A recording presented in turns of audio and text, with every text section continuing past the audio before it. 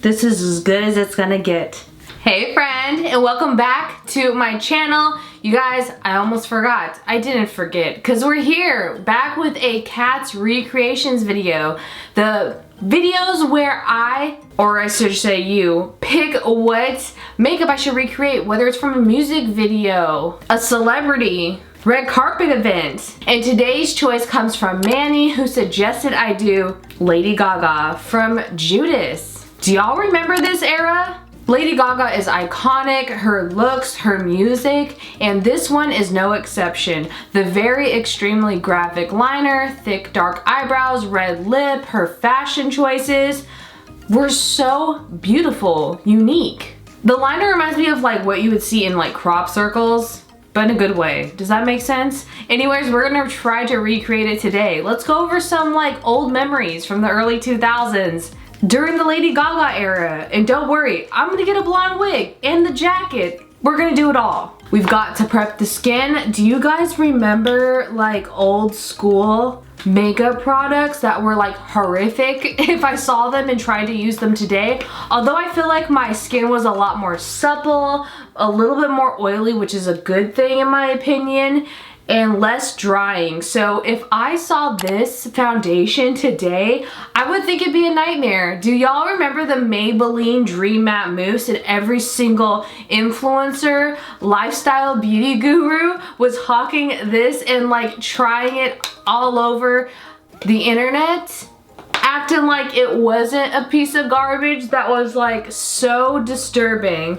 It was a weird, like, you know when you go to the ocean and you see that weird foam layer coming into the waves on the shore, and you don't know what biohazard X-Files type sludge full of eggs or whatever is in this disturbing looking foam? That foam was the exact texture of Maybelline Dream Matte Mousse, which if you didn't know, it's a foundation. It sounds like a dessert, like Yoplait came out with some sort of new healthy-ish yogurt that tastes like a fine mousse. But no, it was a foundation, a mousse textured foundation. What was the marketing theme with this? Where did this come from? I don't know, but it will be etched into the cores of my memories for eternity. You know how like cavemen had carvings? Inside my brain, in a little painting on the walls, is the Dream Matte Mousse. And it's painted with the Dream Matte Mousse. The original OG, you have to have this before you apply your makeup. It is the NYX Jumbo Eye Pencil in Milk. I'm talking when Michelle Phan was the queen and still reigns, she is queen, but when Michelle Phan was like exploding and highly talked about and viewed on YouTube, everyone was smearing NYX Jumbo Eye Pencils in milk on their face. It's literally like a giant Crayola crown in cream form shoved into a stick that goes on your face. And did y'all know that you could sharpen these? The plastic could be sharpened down like a real crown. I did not know that until I saw hacks of that as well. Make sure we cover all of our sins and down our neck so that it's just not a mask. Speaking of primers, everyone and their mother, do people still buy this, I'm wondering, is the Urban Decay Primer Potion. I think we all loved it because it literally looked like a genie bottle.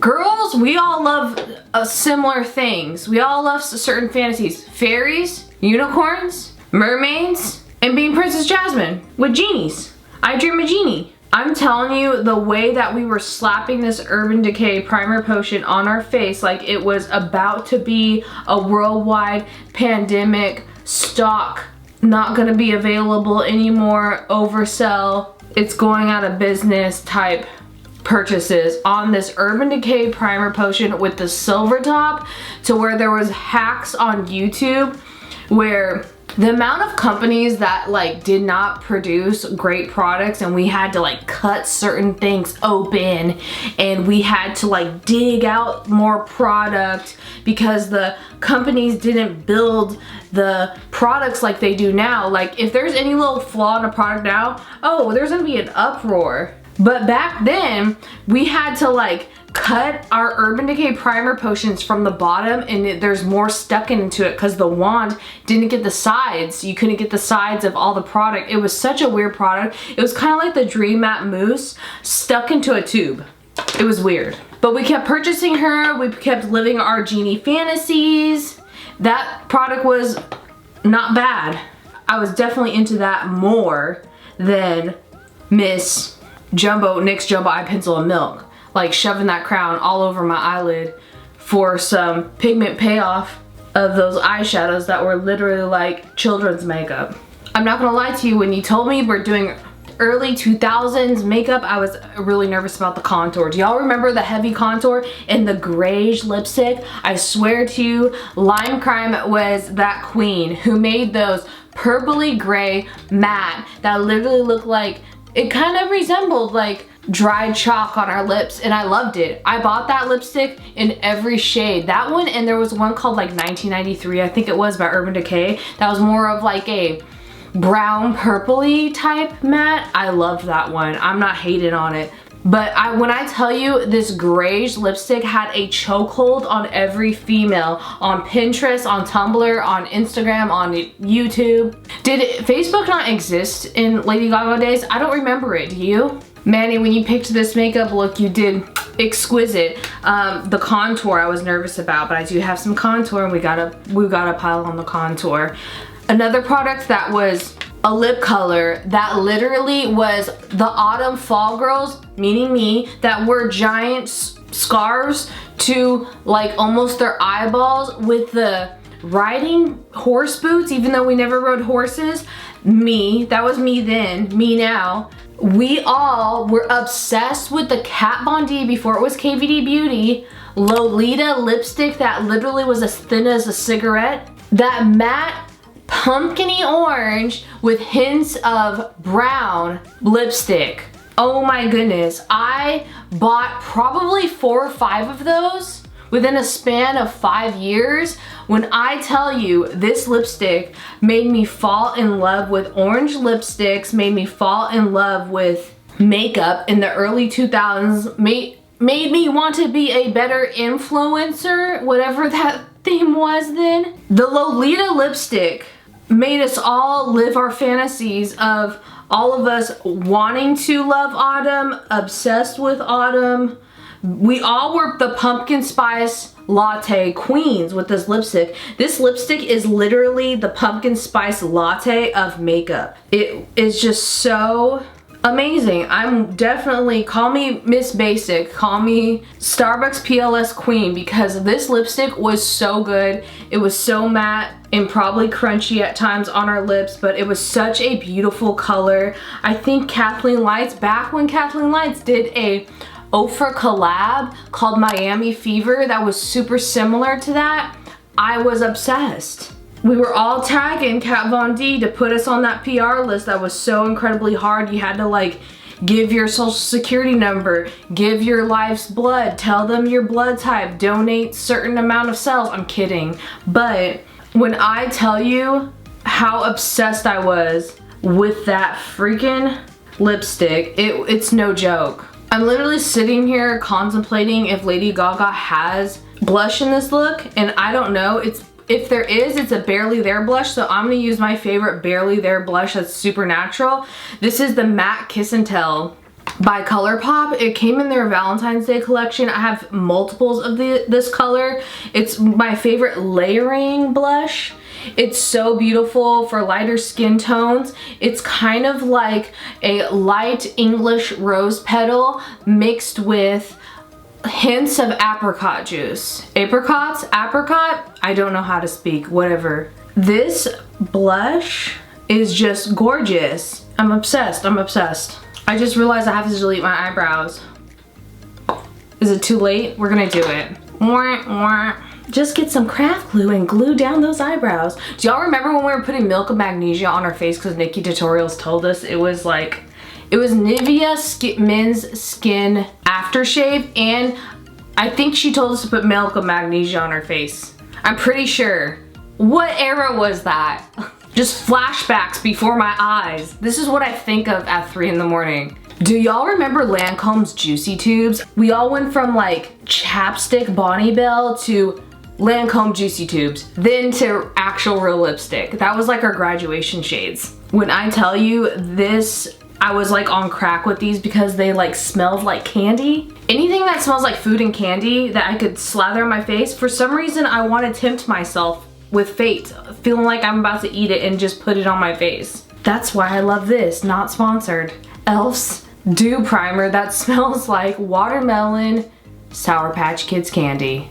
Amazing, and works great. And I have to like put this orange concealer over my eyebrows. This is reminding me of the Pamela Anderson makeup transformation that's super popular. Is thin brows really gonna come back, or is that, are you teasing me? Is that a gossip? Is that a rumor because of the Pamela Anderson film? I really want to turn into Pamela Anderson now. Let me know in the comments if you want to see that. Do y'all remember when our hair was guided by Amber from YouTube? Our hair, we literally had only the life support of Frizz-Ease, that weird serum that looked and tasted like corn syrup, and Aussie's 3-Minute Miracle, which really did nothing, honestly, to help our hair out. And we just fried our hair with straighteners and used these two products as band-aids. Oh my goodness, I am using the Vrea Cosmetics concealer because it's so pigmented and light and has UV like protective properties. It's so great for brow cover. I'm not joking. Just smear that like cream cheese on a bagel, but on our eyebrow. Like, look, what eyebrows, sir? I just waxed them off. I feel like I'm from another planet now, and I love it. I'm just gonna get a black eyeliner and pray to all of the angels in the makeup community if they will help me make my brows look like Lady Gaga's with a black 99-cent store, I'm sure, kohl liner.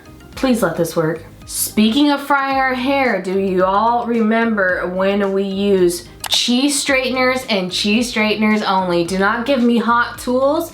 Do not give me Revlon. I want the elite. I want to pay hundreds of dollars for these hair straighteners that aren't probably that great of quality. I remember I could not afford a Chi hair straightener. I mean, who really could? This isn't working. So what I did was I used this red, I think it was a Revlon straightener that had steam in it, and I only liked it because it matched my red Samsung flip phone. Oh gosh. Pamela Anderson, here I come. Speaking of chokeholds, do y'all remember Proactive? Wasn't Katy Perry on a Proactive ad, or am I just thinking of this in my head and I'm making up a Mandela effect as I go? Anyways, we all, I feel like our teenage years or whatever year Proactive was proactive in our lives, we all tried it. It was that green bottle. It was that certain scent. There was like white to it. It was all white and green. Did it really work? I don't know. I feel like it did work for some people, but once you got on Proactive, you could not get off of it. It was like a cult, honestly. If you stopped using Proactive after it was working for you, you could not use anything else on your face. No Doves, no Clean and Clear, nothing. Only Proactive. My eyebrows make me feel like an angry bird right now. I'm not mad at it. This sent me back to a certain room in my middle school. I don't know what it is about roller gel glitters from Bath and Body Works. Y'all, the scent of this is burned into my cavities of my nostrils. Do you remember this? It was like an invention that wasn't useful. I feel like it was invented by someone who worked at Bath and Body Works that was just really into art class and arts and crafts and DIYs, and they just went too overboard and they pitched it on a day where their boss was being nice. And glitter on body is always gonna come and go and be a trend, and it's like Kim Kardashian tried to bring it back with like her body foundation and like body glows. Do y'all remember it? Do y'all remember when Jessica Simpson had edible like body mousse or something, and people got sick eating too much of it because it smelt and I guess tasted okay? This liner is going to be like make me or break me with this look. We gotta move on to the aqua liner. This is drying up because we're using so much of her. Dear cat, do not cry when you use aqua liner. Do not use this outside of this makeup room. Do not go out to the Houston humidity and try this, okay? I really want to know what Lady Gaga told her makeup artist when she said, I want this look on my face. Like, how did she explain and draw this look on paper and speak it to their ears and then recreating it on her face? I really want to know. Oh my goodness. Let's hear for the last attempt coming through of the liner that works, does not smear, and is super pigmented and easier to work with. Ofra's Fix Line Eyeliner Gel Black, amazing. Can we talk about apricot scrub? Do y'all remember apricot scrub? It was literally like putting shaved walnuts onto her face and hoping it would do something. It was so harsh. I don't understand why we all used it. Whose dermatologist recommended this? And then I remember Kylie's Skin, one of their first products was something very similar and just as harsh. It was this and that St. Helens like cucumber face peel that was clear, that literally looked like we put clear school glue and aloe vera on our faces. Y'all remember that? That had me all throughout high school. What, so you can't have under eye bags and creases for this makeup look? Because this is hard. Did Lady Gaga just not have under eye circles? Wouldn't be surprised if she didn't. Does she not consume caffeine and get tired? Wasn't it Beyonce who ate just celery and like no dairy, no cheeses, no meat, no carbs? I would die. I would be the craziest person on the planet. Do y'all remember when Bare Minerals makeup had us? Like, that's all we would want to wear, that drying powder as foundation. How did that look good on older people? How did that look good on any of us? Is it really good? Am I just like, I don't know the tea? They did have a really good veil under eye powder. I'm not being paid by Ofra, but this should be an Ofra ad for their liner. This is freaking amazing. I love this liner. Y'all were putting me to the test with this, recreating this. Manny, is this the SATs of makeup? This has to be the League of Extraordinary Gentlemen level testing standards for makeup artists. I don't even know what I just said, but it sounds extreme and hard, just like this makeup is. What if I finished my second cup of coffee and I was just like trying to do this makeup look? Sweet baby Jesus, if I do not get this correct, I feel like my whole entire life depends on if this makeup look looks like literal trash or decent. This is so hard. How do people do this without going nuts? I feel like I need wine after this. Do y'all remember the Herbal Essence commercials? Why did they have the most gorgeous people on those commercials? I wanted to be those women. I felt like if I used that shampoo, I would get like cute guys. What was it? Like, I don't know about you, but that, I thought I would have gorgeous hair and be beautiful and get cute guys whenever I saw, maybe it was the age I saw that commercial in, but it really like affected me. I don't know why. And the scent of Herbal Essence, oh my gosh, it just takes you back. I don't know about you, but it does for me.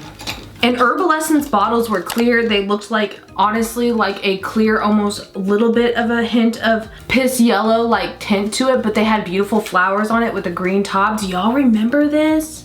What was it about Herbal Essences that we trusted and we're like, oh my gosh, this isn't doing anything for my hair, but it smells nostalgic and wonderful. I think it was the smell. Honestly, I'm a very scent-oriented person and Herbal Essences just smelled like heaven. Like Zeus himself opened up the pearly gates. Have y'all tried these cloud pouts from Wet n Wild? They smell like actual marshmallow, toasted marshmallows, candies.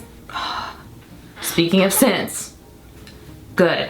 I feel like we all had not just leather jackets because of Lady Gaga, but we all had combat jackets. I don't know why. We all had combat jackets with Lolita heels from Jeffrey Campbell in combat jackets. Honestly, Lady Gaga probably didn't have lashes like these, but I think they're cute, so I slapped them on. I'm gonna get a little bit of a deeper red to mix in with this. I don't know why, I just want to. We need the wig. I'm gonna use the wig that I used for my Tana Mojo transformation. If you have not seen that, you should. That was such a fun thing for me. I kind of want to do like an upgraded influencer. I feel like influencers though have more natural beauty makeup, which is super cool. Oh my goodness, this wig is everything. It is a lace front wig that is so gorgeous. This is my favorite blonde wig of all time that I've ever owned. We've got to sweep most of the hair this way. I wonder if Lady Gaga did the whole bandana with this because she had so many wigs in.